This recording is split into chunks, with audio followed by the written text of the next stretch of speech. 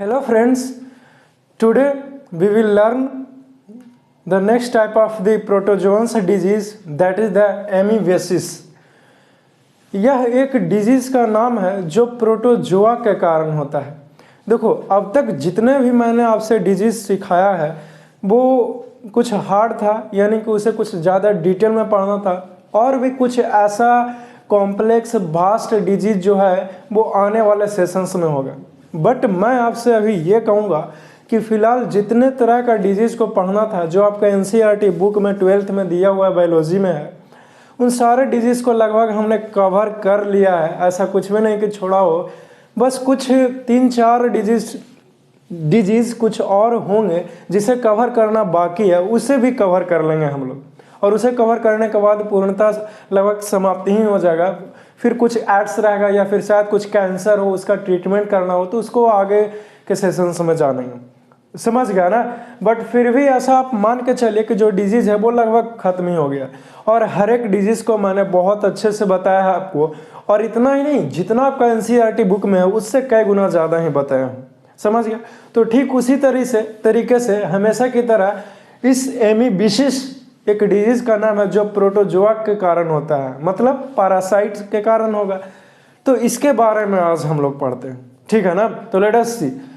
तो एमीबेसिस, या फिर मैं हमेशा बोलता हूँ इस डिजीज़ का एमीबेसिस, अभी यही बोलिएगा, ठीक है ना।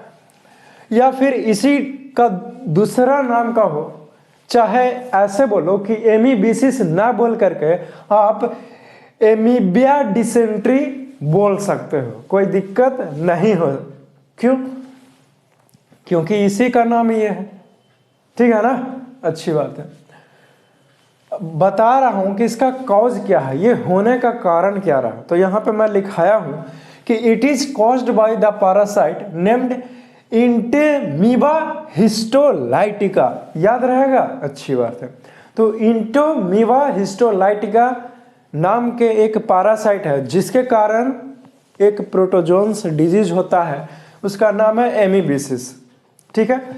तो प्रश्न आता है कि इंटेमीबा हिस्टोलाइटिका है क्या। तो यहाँ पे लिख दिया हूं कि एक पैरासाइट है, ठीक है ना, जिसके कारण ये बीमारी होता है, चाहे ई बीमारी कहिए, दोनों एक ही है, नाम अलग अलग है, ठीक है ना, इसलिए कंफ्यूजन नहीं होना।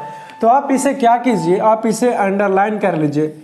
ये याद रहे, इंटर के बोर्ड एग्जाम में भी पूछ सकता है और आपसे सेवरल कॉम्पिटिटिव एग्जामिनेशन में पूछे जा सकता है, तो आपको उत्तर देना होगा, ठीक है। अच्छी बात है। तो इसको, और हाँ, इसको टिकट भी कर लेगा और अंडरलाइन भी कर लीजिए क्योंकि इंपॉर्टेंट है, समझ गया ना। अच्छी बात है। Now listen to me, mode of spread, that means कि ये फैलता कैसे है, इसके बारे में मैं आपको सिखाता हूं। तो मैंने लिखा कि the infection spreads through cysts from the faeces of infected person. Faeces का मतलब हुआ जो इन्फेक्टेड पर्सन है उसका मल मूत्र, जो भी लैटिंग वगैरह ये सब करता है, एक्सक्रेटा, तो उसके पे क्या होता है, सिस्ट मीन्स कि एक लेयर जैसा चढ़ जाता है उसके ऊपर, और उसी में ये रहता है, ये पैरासाइट पनपता है जिसका नाम है इंटेमीबा हिस्टोलाइटिका। अब क्या होता है कि अब उस फीसेस पे जो एनिमल्स का बेस्ट था फीसेस, इसके ऊपर हाउस फ्लाई गया, बैठ गया, और फिर ये हाउस फ्लाई वहां से उड़ेगा और उड़ करके खाने पे बैठेगा, पानी पर बैठेगा, फ्रूट्स पे बैठेगा, और फिर वो भोजन ग्रहण कर लिया जाएगा ह्यूमंस के द्वारा, और फिर उसको ये डिजीज हो जाएगा, इन्फेक्शन हो जाएगा, वो पर्सन भी इन्फेक्ट हो जाएगा।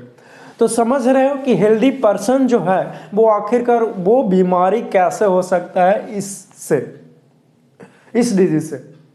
आई hope you are doing well, you are getting my point, what I am teaching here, yes ना। अच्छी बात है। तो वही चीज को लिखा हूं कि हाउस फ्लाई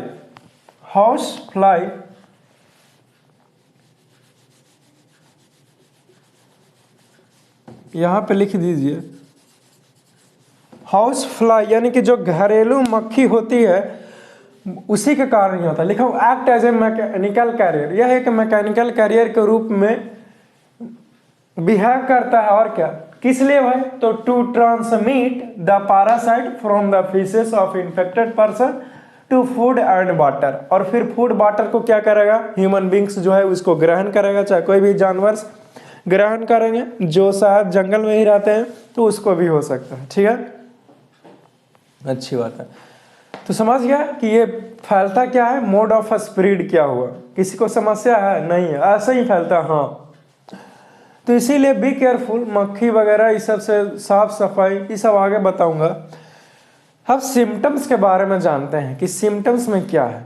बेसिकली मैं आपसे बता दूं कि जो ये पैरासाइट है इंटेमीवा हिस्टोलाइटिका, ये हमारे इंटेस्टाइन में जाता है, ठीक है, फूड पाइप के थ्रू होते हुए, और ये बेसिकली इंटेस्टाइन को इन्फेक्ट कर देता है।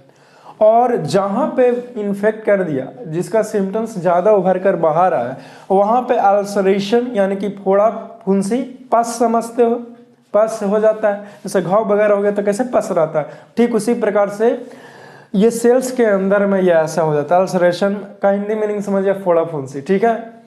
डायरिया पता है, ये लूज मोशन हो गया, लैटिंग वगैरह सब हो गया, स्टूल से बार बार हो रहे हैं, तो that is the diarrhoea. Constipation means कब्जियत रहेगा, पेट में गैस बनाएगा।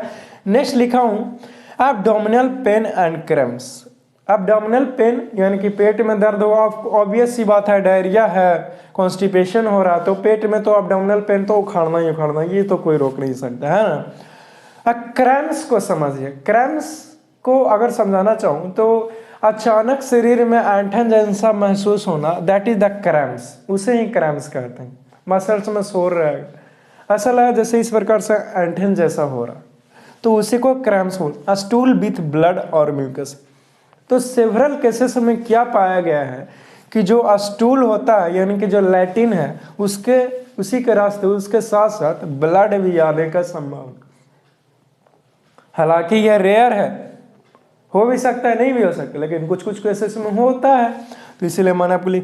म्यूकस मीन्स चिपचिपा सिलिंकी टाइप का स्लिमी म्यूकस जो है वो बाहर आ सकता है, ठीक है ना।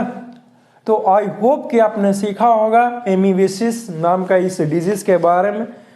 तो जितना बताया उतना तो समझ चुके हैं, अच्छी बात है। तो एमीवेसिस या फिर एमीबिया डिसेंट्री, ये बोलने में अच्छा पसंद आया, तो इसी को बोलेगा, जो पसंद है वो फरमाओ, हमें क्या है। तो आपको और कुछ जानकारी देते हैं इसी डिजीज के बारे में, बट उससे पहले इतनी सारी चीजों को आप नोट कीजिए, ठीक है ना। Let us talk about the prevention. अब इस डिजीज के बारे में आपसे समझाया जी, बतलाया, सिखाया आपको। अब बताता हूं कि इससे प्रिवेंशन क्या हो सकता है, यानी कि क्या बचाव करें, कैसे बच सकते हैं। तो लिख रखा हूं कि wash hands with soap after using toilet and changing diaper. जब आप टॉयलेट गए हो, टॉयलेट से बाहर आए हो, तो हाथों को अच्छे तरीके से साबुन से या फिर एक माइक्रोबियल सोप्स का इस्तेमाल कीजिए, और हाथों को मांज करके उसे क्लीन कीजिए, ठीक है ना। हाँ बिल्कुल, क्लीन करना बहुत जरूरी है, कुछ इस प्रकार से, ठीक है। या फिर डायपर का इस्तेमाल करते हो, या फिर कौन करता है उससे क्या फर्क पड़ता है, जो भी करता है, तो उसके बाद भी, जब डायपर जिसने बदला है उसके बाद भी हाथों को वॉश करना जरूरी है, ठीक है ना। तो क्लीनलीनेस पर खास करके ध्यान देना है, मुख्य बात यह है, ठोस चीज यह है समझने लगे। क्लियर होता है? क्लियर है। नेक्स्ट बताया हूं कि ड्रिंक फिल्टर्ड और बॉयल वाटर, हो सके तो साफ सुथरा पानी पीजिए, फिल्टर्ड पानी पीजिए। हाँ मुझे पता है कि हर एक के घरों में फिल्टर्ड नहीं लगा रहता है, बट हर एक के घर में एक चीज हो सकता है जो मैं बोल रहा हूँ, वो है boil water. That means boiled water, I mean to save that, कि पानी को गर्म करके हर घर में पिया जा सकता है। ये तो कर सकते हो ना, फिल्टर्ड मशीन नहीं लगा सकते, लेकिन गर्म पानी करके तो पी ही सकते हो। हाँ सर, ये कर सकते, तो जरूर ऐसा करना। नेक्स्ट बताया हूं कि wash fruits and vegetables before eating.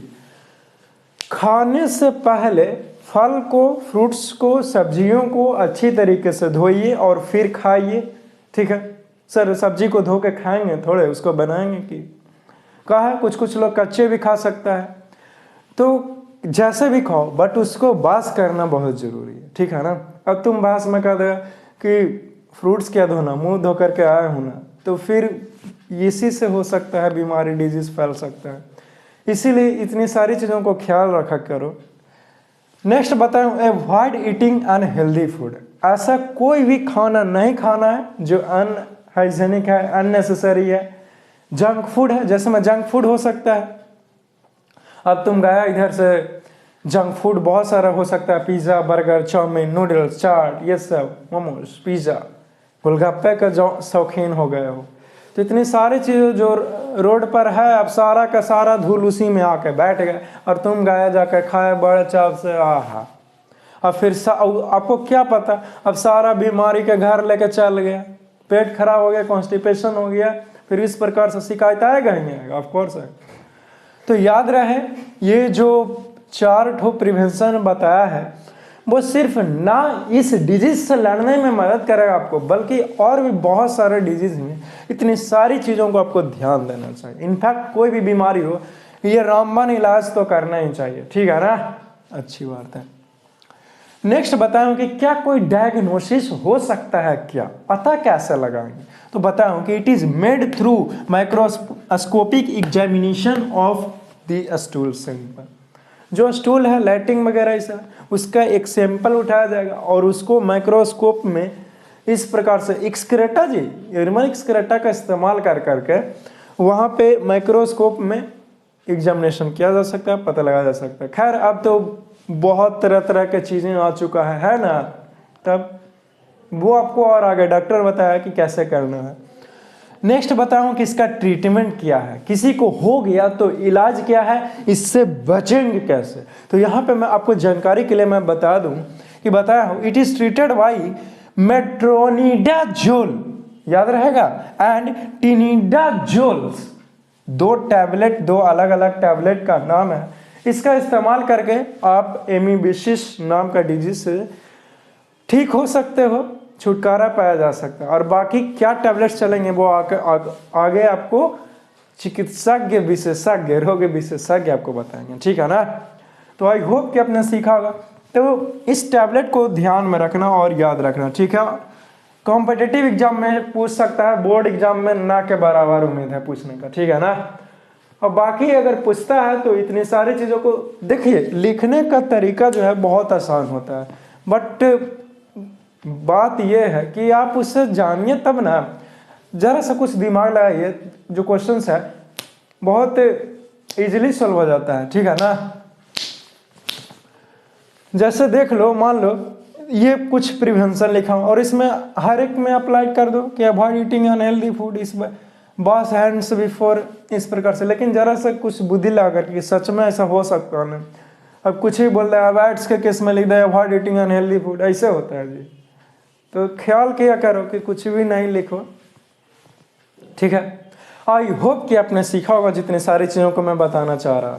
इसे तुरंत नोट कीजिए ताकि कुछ और बातें नेक्स्ट डिजीज की ओर मूव करते हैं, नेक्स्ट चीज़ करते हैं। But now listen to me, जितना भी प्रोटोजोन्स के कारण हो सकता था डिजीज, 2 ही डिजीज पढ़ना था, मलेरिया वगैरह और एक ये था, तो मैंने इसे कवर कर लिया बहुत आसान तरीके से। आई होप कि आपने इजीली समझा, ऐसा कुछ भी नहीं कि छोड़ा हो। और बाकी आप डेली प्रैक्टिस करते रहिए, डेली डोज जो भी कहते हो, DPP whatever as you call, तो प्रैक्टिस करते रहना चाहिए, ठीक है ना।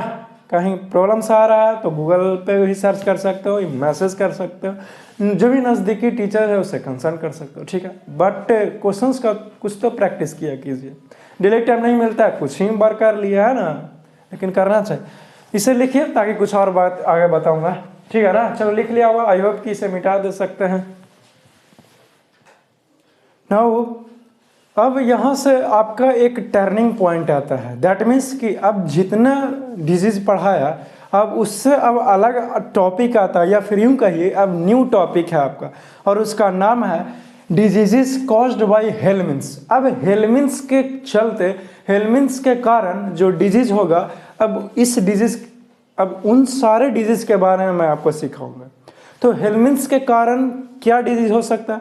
अब देखिए ऑब्जेक्टिव क्वेश्चन जो है वो यहाँ से आ सकता है। अब यहाँ से कैसे आ सकता है sir? Now listen to me. पूछेगा कि गिव 2 एग्जांपल्स या फिर give an examples of the disease which is caused by helminths. अब हेलमिंथ्स के कारण जो बीमारी होता है उसके बारे में लिखेगा, तो क्या बोलेगा? इसमें चुपचाप रहोगे, आएगा तब ना लिखोगे जी, तो लिखना पड़ेगा। तो मैं लिखा हूं कि following are the diseases which is caused by helminths. Helminths के चलते जो डिजीज हो सकता है उसका जो नाम है वो कुछ मैंने निम्नलिखित लिख रखा है। पहला मैं लिखा हूं टीनेसिस, या फिर आप इसको मन में बोलिएगा टीनियसिस, याद रखने के लिए, लेकिन बोलिएगा कैसे? जैसे मैं बोलता हूं टीनेसिस, ठीक है, याद रहेगा ना, अच्छी बात है। दूसरा बताया मैंने एस्कैरिस, जो मैं बोलता हूं, आपको बोलने के लिए सिखा रहा हूं, लेकिन माना में कैसे बोलेगा ताकि याद रहे हमेशा के लिए। एस्कैरियसिस याद रहेगा, किसी को कोई समस्या नहीं ना, अच्छी बात है। इल्फेंटिया, मैं ऐसे ही बोलता हूं, आपको भी ऐसे ही बोलना है इस बीमारी को, लेकिन मन में कैसे बोलेगा ताकि हमेशा ही याद रखे, तो बोलना इलिफेंटिएसिस। क्लियर होता है, अच्छी बात है। या फिर इसी डिजीज को ही दूसरा नाम देते हैं फाइलेरिया, मैं बोलता हूं, आप भी यही बोलेगा, लेकिन मन में क्या बोलेगा ताकि हमेशा के लिए याद हो स्पेलिंग, तो फाइलेरिएसिस, याद रहेगा ना, भूलोगे तो नहीं ना, अच्छी बात है। और अगर भूल गए गलती से भी तो नोट्स आपने बनाए होंगे मेरे हर एक लेक्चर को अच्छे से बात करके, तो आप क्या कीजिएगा उससे पलट कर देख सकते हो एज यूजुअल।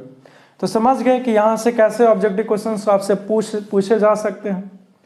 तो किसी तरीके से क्वेश्चंस पूछे, आपको हमेशा तैयार रहना चाहिए। चाहे देखो स्टूडेंट, ऑब्जेक्टिव क्वेश्चंस पूछ दिया कि हेलमिंथ्स का जो एग्जांपल्स दीजिए, ठीक है, ऐसे भी तो पूछ सकता है कि which of the following diseases is the, बोलो, हाँ very good, examples of helminths. Option A में दे देगा टीनेसिस, बी में कुछ और, सी में कुछ और, डी में ऑल, तो जो रहेगा करेक्ट वो मारिएगा ऑप्शन सही, ठीक है ना। या फिर ऐसे पूछ देगा कि ascariasis is a type of disease which is caused by dash, helminths के कारण होगा कि बैक्टीरिया वायरस जो भी हो, तो आपको टिक आउट करना पड़ेगा, जो करेक्ट रहेगा वो टिक आउट करना, ठीक है ना। अच्छा, अगेन आई रिपीट कि हो सकता है ऑप्शन से एक से ज़्यादा करेक्ट रहे, तो जैसे भी हो वहाँ पे आपको हैंडल करना पड़ेगा। मैं अभी तरीका सिखा रहा हूँ, बाकी आपको चलना खुद पड़ेगा। हम लोग तो तरीके बता सकते हैं आपको, लेकिन कभी मौका मिला तो जरूर हाथ पकड़ के चल लेंगे, है ना। एनी हाउ, तो आई होप कि आपने सीखा होगा। इतनी सारी चीज़ों को आप क्या कीजिए, नोट कीजिए। और अब समय आ गया है कि इन सारे डिजीजेस को 1 बाय 1 करके मैं आपको डिटेल में अच्छे तरीके से बताऊंगा। देखो तुम्हारे मन में चल रहा होगा कि ये होता क्या है। अब होता क्या है, अब जैसे सर्दी जुकाम तो है नहीं स्टूडेंट कि मैं आपको सिखा दूं कि होता क्या है, क्यों बच्चे।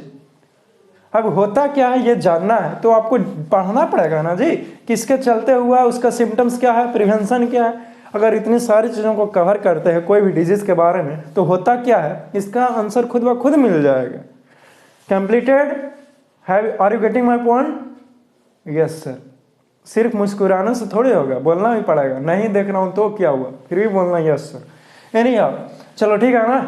तो अब ये टीनेसिस डिजीज को कवर करते हैं, ठीक है। इसे लिख लिया होगा, मिटा सकता हूँ, चलो मिटा देते हैं। अब हम लोग जानेंगे एक new type of the helminths disease जिसका नाम है टीनेसिस। अब ये टीनेसिस से शुरू करता हूँ मैं, और इसके बारे में बहुत सारा जानकारी आपको देंगे। तो चलिए जानते हैं। सबसे पहले मैं बताता हूँ कि ये टीनेसिस नाम का डिजीज होता किसके कारण होता है।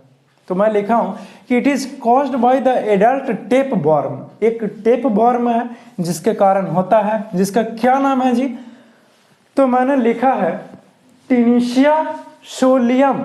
याद रहेगा ना, नाम भूलेगा तो नहीं ना, तो इसको अंडरलाइन कर लीजिएगा। क्यों भाई? क्योंकि इंटर का बोर्ड एग्जाम में पूछ सकता है, चाहे हिंदी मीडियम हो चाहे इंग्लिश मीडियम हो, ठीक है ना। तो इसे याद रखना। Which is also called pork tapeworms which lives in the small intestine of the man. पूरा का पूरा लाइन ही इंपॉर्टेंट है, इसी में सब कुछ छुपा हुआ है। मैंने कहा कि टीनेसिस किसके कारण होगा, तो एक टेप वॉर्म के कारण होगा। तो कौन सा टेप वॉर्म के कारण होगा, तो मैंने बताया कि टीनेसिया सोलियम के कारण होगा। तो टीनेसियम सोलियम का एक दूसरा नाम है, उसको बोल सकते हैं, हम लोग बोलते हैं, वो है पोर्क टेप वॉर्म्स। ठीक है ना, याद रहेगा। और विच लिव्स इन द, जो कहाँ रहता है, तो स्मॉल इंटेस्टाइन ऑफ मैन। आदमियों को, हम लोगों जैसे प्राणियों के स्मॉल इंटेस्टाइन के अंदर में रहता है। तो सर ये रहता है और इसके कारण हमको बीमारी हो रहा है, मतलब हमारा खाएगा, हमारे में रहेगा और हम ही से गद्दारी करेगा, ऐसा क्यों, तो वो आगे बताऊंगा। Do worry, listen to me. Mode of spread, ये फैलता कैसे है, तो देखिए लिखा हूं कि man gets infected by eating improperly cooked pork. Pork का हिंदी मीनिंग होता है सुअर, ठीक है ना, जानते होगा। तो कोई ऐसा व्यक्ति जो मीट खाता है और वही सुअर का मीट खाया जो अच्छे तरीके से पका नहीं है, ऐसे ही अधकच्चा खा पी लिया, पता नहीं कैसे खा लेता, बेवकूफ खाता है ऐसा, एनी हाउ, तो खा लिया, तो उसके कारण ये हो सकता है टीनेसिस नाम का डिजीज। क्यों, क्योंकि ये टेप वॉर्म प्रेजेंट रहेगा, आप खाइएगा, उसके थ्रू आपके बॉडी में जाएगा, फिर आपको इन्फेक्ट कर देगा, तो आपको बीमारी हो जाएगा। ठीक है, नेक्स्ट बताऊं कि वेजिटेरियंस, लेकिन कोई लड़का सोचेगा कि हम तो मीट खाते ही नहीं है, हमको क्या होगा, एकदम पूरा सीना चौड़ा करके चले, तो उसी के जानकारी के लिए बता दें कि लिखा हूं कि वेजिटेरियंस आल्सो गेट इट, जो शाकाहारी है उसको भी हो सकता है, कैसे, तो by eating unwashed vegetables. As आप बाजार गए और बाजार से वेजिटेबल्स को खरीद ले आए हो और उसको अच्छे तरीके से धोए नहीं हो, तो क्या होगा, तो वो मिट्टी में से आया है ना वेजिटेबल्स, मूली, गाजर, जो भी हो, शकरकंद, और आप उसे, और मिट्टी में क्या रहता है, टेप वॉर्म्स, और उसका एग, जिससे बच्चा और बड़ा हो सकता है जनसंख्या बढ़ाने के लिए, सॉइल में घुला हुआ और सॉइल में सन गया, अब वो आप उसको धोए नहीं, अब ये तोड़ लिया, फिर खा लिया, पेट में चला गया, फिर आपको प्रॉब्लम्स होगा ही होगा। तो समझ गया ना कि कैसे हो रहा है, अच्छी बात है। अब देखिए, मैंने कहा कि स्टोमक्स में है तो फिर भी कैसे हो गया, हमारा खाया हम इसे गद्दारी। तो नाउ लिसन टू मी। अब होता यह है कि पेट में रहता है स्थिर से, लेकिन ये लाइफ साइकिल के दौरान, ठीक है ना, कभी कभी क्या होता है कि खिसक करके कोई एक पर्टिकुलर ऑर्गन्स के पास चला गया, ठीक है ना, इधर उधर हो जाता है। वैसे तो बहुत कुछ होता रहता था, कैसे नहीं हो जाता, इसको भी तो होना ही था। रेयर केसेस में ऐसा होता है कि कभी कभी इधर उधर खिसक गया तो फिर अलग कहीं चला गया ऑर्गन्स में, फिर आपको वो प्रॉब्लम्स करना शुरू कर देता है। समझ गया, अच्छी बात है।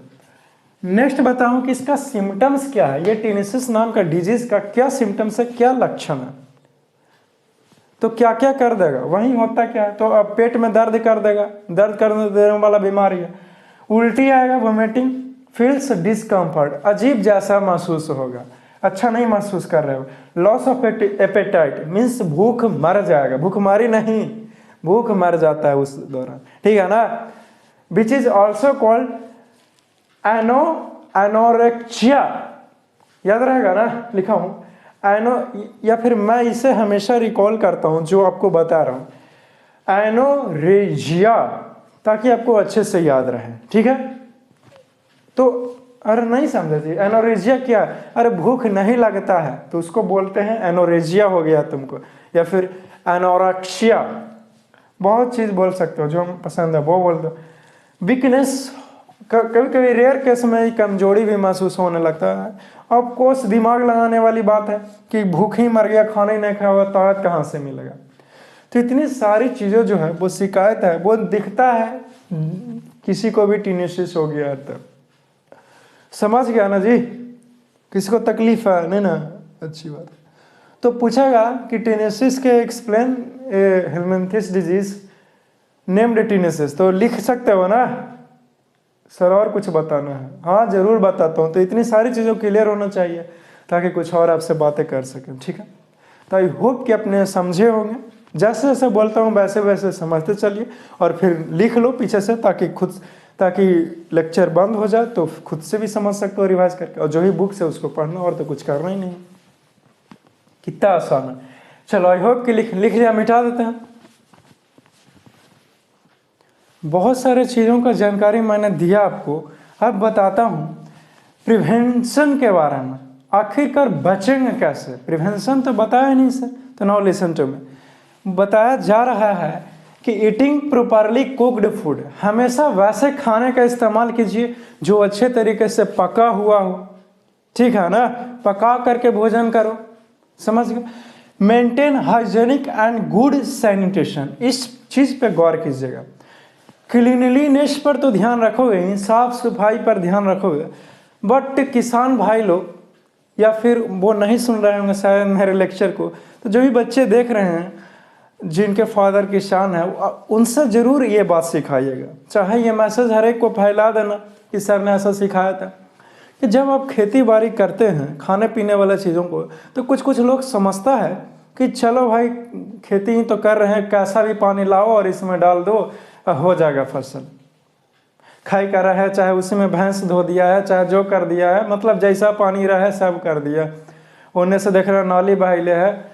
तो इस तरीके का गलती कभी नहीं करना चाहिए, क्योंकि ऐसा कीजिएगा तो जो आपका फसल तैयार हो रहा है वो एक पौष्टिक आहार लेकर के नहीं पैदा होगा, बल्कि वो फसल खराब होगा, अनहेल्दी पैदा हो सकता है, सेवरल डिजीज लेकर के जन्म, जो खाएगा वही मन खराब हो जाएगा, तबीयत खराब हो जाएगा, बहुत सारे डिजीज से ग्रस्त हो जाएगा। तो किस काम का।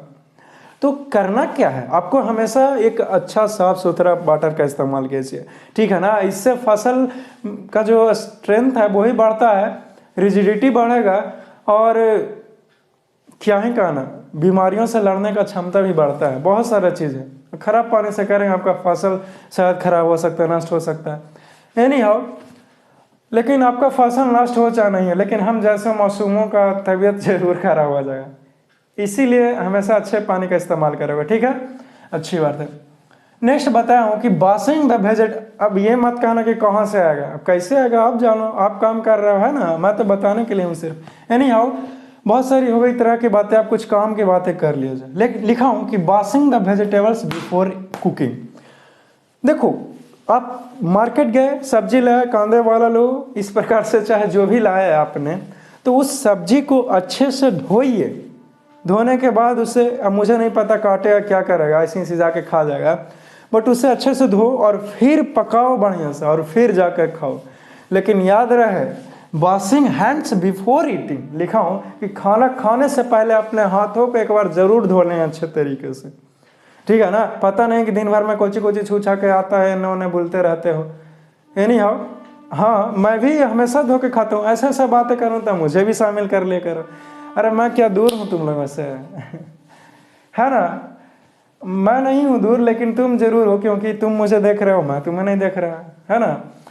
और नेक्स्ट बताया हूँ ट्रीटमेंट के बारे में, कि इसका ट्रीटमेंट क्या करेंगे, इलाज क्या है, उपाय बताइए। तो लिखा हूँ कि it can be treated by several drugs. कुछ ड्रग्स हैं, कुछ मेडिसिन हैं जिसका इस्तेमाल किया जा सकता है, जो डॉक्टर बताएंगे आपको, ठीक है। और मे भी सर्जरी, शायद अगर इंटेस्टाइन में ज़्यादा प्रॉब्लम, चाहे जो भी हो, जिस ऑर्गन में प्रॉब्लम्स हो गया, जहाँ पे ये टेपवॉर्म जा कर के घुसा हुआ है, तो शायद सर्जरी करके रिमूव करना पड़ सकता है।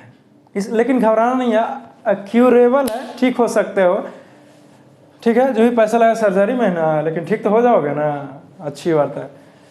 और बाकी क्या कहें, हाँ एक पॉइंट जोड़ लीजिएगा पाँचों में, कि अनहेल्दी फूड जो है वो नहीं खाना है। पाँचवा पॉइंट में लिख दिए कि stop eating unhealthy food, healthy food, यानी कि जैसे अनहेल्दी फूड को खाने से बचिए। हाँ मुझे पता है कि तुम पार्टी के शौकीन हो, लेकिन स्टाइल का भी शौकीन है ना, बॉडी का भी शौकीन है ना, अपने आप से भी मोहब्बत है ना, तो उसी के खातिर ये ज़्यादा जंक फूड नहीं खाना है, ठीक है। कभी चले गए खा लिए, लेकिन पिज़्ज़ा बर्गर ये सब नूडल्स वगैरह पहले बोला, इस सब चीज़ों से दूर रहिए, छोड़ दीजिए मामा, कुछ नहीं होता, टेस्ट करके कुछ ही करेगा। एनी हाउ, तो आई होप कि आपने सीखा हो। इतनी सारी चीज़ों को आप नोट कीजिए, अच्छे तरीके से सजा करके लिखना, मेहंदी ना लगाने लगना, तो ठीक है, बहुत तरह की बातें किया मैंने। मिलूंगा नेक्स्ट लेक्चर में कुछ नए अंदाज में। तब तक के लिए आप क्या कीजिए, अब जो ही पढ़ाता हूँ उसे अच्छे से देखिए। अब अकेले सब कुछ करता हूँ तो टाइम लगता है, कभी टाइम से पहुँचता वीडियोज़ है, कभी नहीं भी पहुँचता है, ठीक है ना, कुछ काम में बिजी हो जाता हूँ, बहुत तरह तरह की चीज़ें हो सकता है ना। बाकी आप अपना बुक्स पढ़िए, अंडरलाइन कीजिए पेंसिल से, नहीं मिलता है मोबाइल होगा आपके पास, मीनिंग को सर्च कर लिए डिक्शनरी पे, है ना। और वैसे भी अगर सेल्फ स्टडी करते हो तो दुगना मेहनत आपको करना पड़ेगा। और बाकी मैं तो मेहनत कर ही रहा हूँ आप लोगों के लिए, है ना। तो डो वरी, बट पेशेंस रहना चाहिए। मन नहीं लगता है तो कभी घूम लिए। तो बाकी की बातें करूँगा नेक्स्ट लेक्चर में कुछ नए अंदाज में। तब तक के लिए मुस्कुराते रहना है। Love you all, take care.